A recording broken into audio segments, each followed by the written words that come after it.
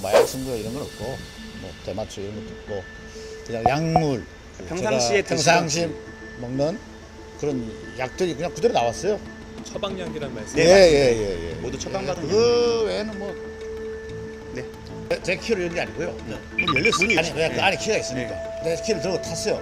시동을 걸려 시동이 걸렸어요. 그래서 난 내 차인 줄 알고 참 뭐라고 말씀드릴지 모르겠네요. 해프닝이라고 하기에는 좀 그렇고 또 그렇다고 어떻게 그 차를 헷갈릴 수 있느냐. 그 사실 또 차가 똑같아요. 근데 가보겠습니다. 이 안에도 비슷해요.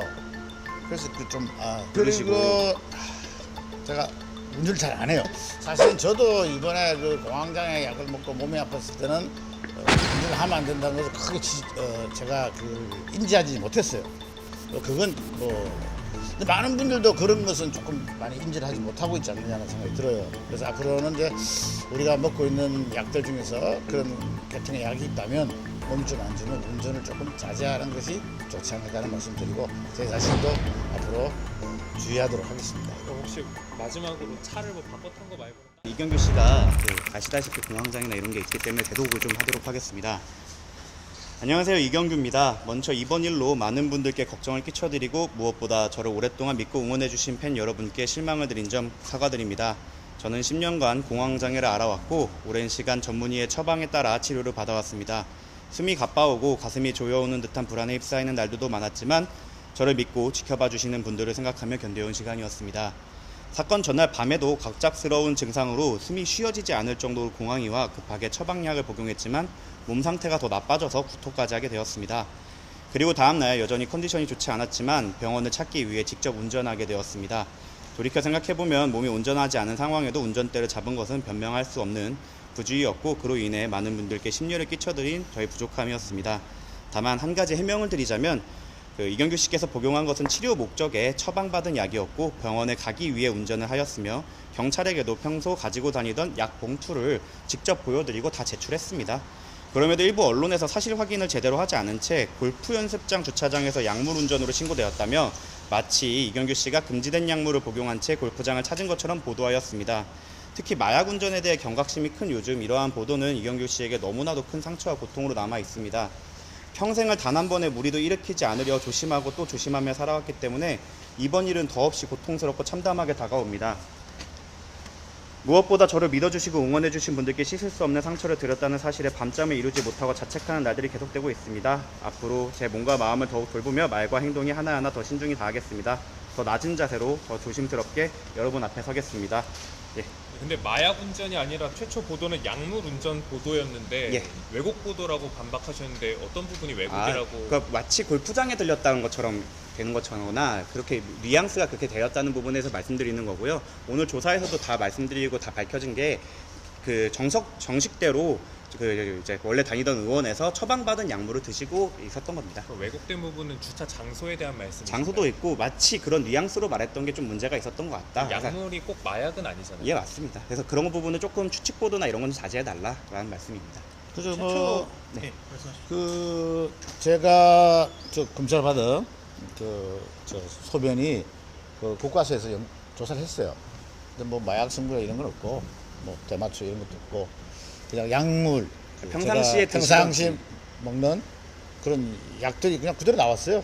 처방약이란 말씀. 네, 맞습니다. 모두 처방받은 그 외에는 뭐 네, 처음 보도에 대해서는 이제 그 아내분이 이제 그 차를 운전하셔가지고 병원에 진료를 받으러 가셨다. 이제 그 관계자 말로는 그렇게 해명이 나왔었는데. 아니요, 정확히 사실관계를 말씀드리면 처음에는 배우자분이 운전을 해서 병원에 방문한 게 맞지만 근데 그때 병원이 열지 않아서 다시 집으로 돌아갔고 그 다음에 배우자분께서 잠시 주무셨다가 배우자분이 외출을 하셔서 근데 또 상태가 안 좋아져서 급하게 병원에 가고 병원까지 1분 정도 거리밖에 안 됩니다. 그래서 그 거리를 운전해서 이제 혼자 운전해서 가시게 된 겁니다. 병원을 2번 가셨다는 예, 거예요? 맞습니다. 예. 네, 아침에 한번 가고 근데 병원이 처음 이제 보도에는 근데 그 내용은 없지 않으셨나요? 아, 이제 선생님이 운전하셨어요. 네. 그게 그러니까 이게 좀 사실관계가 좀 혼재가 돼 있는 부분이 있는데 이게 지금 사실이고 그대로 경찰에 진술되었고 CCTV랑 저희 블랙박스에 다 찍혀 있어서 뭐 오해가 생길 부분은 없을 것 같습니다. 그리고 최초에 보도가 될 때는 뭐 골프장 연습을 하러 갔다. 근데 골프장 연습하고 하진 않았고 전혀 그런 게 없고 예. 그날 감기 증상이 심해서 감기 병원에 때문에 가서 주사를 맞은 거예요. 병원에 가서 조사를 받은 겁니다. 그러면 이제 약을 복용해서 그 당시에 운전을 하면 안 됐다는 상태에 대해서 인정을 하시는 건가요? 그러니까 충분히 집 비밀번호도 잘 눌렀고 그런 부분에서 문제가 없었는데 이게 법령에 따르면 우려가 있는 경우에도 위험운전 우려가 있는 경우에도 처벌받기 때문에 그 부분에 대해서는 모두 인정하고 자백하는 부분인데 그 법령에 대한 좀 부지가 있었던 거다. 그리고 차를 바꿔 타셨잖아요. 차를 바꿔 탄 부분도 좀 해명을 드리겠습니다. 동일 기종에 동일 색상에 그리고 이경규 씨가 그 차 문을 열었을 때 차가 그대로 문이 열리고 차 키가 들고 계신 차 키가 있음에도 불구하고 시동이 잘 걸려서 본인 차로 오해됐던 상황이고 일종의 해프닝에 불과하다 할 것입니다. 차 키를 들고 있었는데 시동이 열려 있었다. 그러니까 본인 차 키를 들고 있고 차 문을 열었는데 문이 열렸고 시동까지 걸려서 자기 차인 줄 알았다는 취지입니다. 그러면은 다른 차에 본인 차 키를 가지고 시동을 걸었단 말씀이세요? 네, 근데 거기에 그러니까 발렛분이 실수로 그 안에 차 키를 또 넣어놔갖고 그게 또 운전이 된 거죠. 그러니까 이거는 좀 그 발렛식 기사분의 그 실수 때문에 이루어진 해프닝에 불과하다고 아니 합니다. 그럼 차를 안내할 때 그 차를 안내받을 때 발렛 직원이 그 차 타라고 아니요, 하셨어요? 발렛이 안내가 따로 없었습니다. 네. 본인 차랑 동일한 기종의 동일한 색상이어서 본인 차인 줄 알고 그냥 탑승을 하신 겁니다.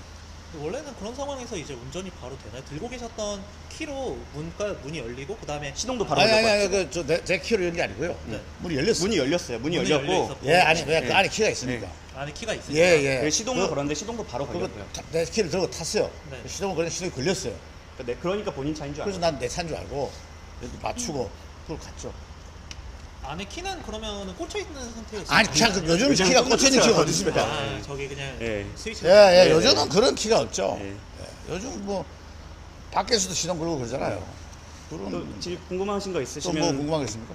근데 그 상태가 안 좋아가지고 처음에 아내분이 운전을 하셨는데 네. 그때는 안 좋았던 게 그 약물 때문이 아니라 감기 몽살이 심해갖고 그랬던 거고요. 실제로 그날 방문했던 그 병원도 정신병원이 아니라 그 감기 몽살을 위한 그 감기를 위한 병원에 갔던 것이기 때문에 근데 또 아까 9시에 갔다가 다시 돌아오셔서 한 2시간 이상 예, 근무하셔갖고 자고 컨디션이 조금 나아지기도 했고 배우자분께서는 이제 나가셨기 때문에 그래서 이제 운전을 해서 추가로 병원에 감기약을 타러 가신 겁니다. 그럼 지금 지금 그날 뭐 차를 바꿔 탔다거나 그런 게 감기 몸살 때문이라고 네, 주장을 하시는 거예요? 그날 감기 몸살도 있고 평소에 먹던 복용약의 문제도 있을 것 같은데 그걸 저희가 뭐 어떤 거에 영향 때문이다 이렇게 정확히 꼽기는 어렵지만 그때 애초에 병원에 방문했던 목적 자체가 감기 몸살 때문이다라고 생각하시면 될 것 같습니다. 참 뭐라고 말씀드릴지 모르겠네. 해프닝이라고 하기에는 좀 그렇고 또 그렇다고 어떻게 그 차를 헷갈릴 수 있느냐? 그 사실 또 차가 똑같아요. 근데 가겠습니다. 이 안에도 비슷해요.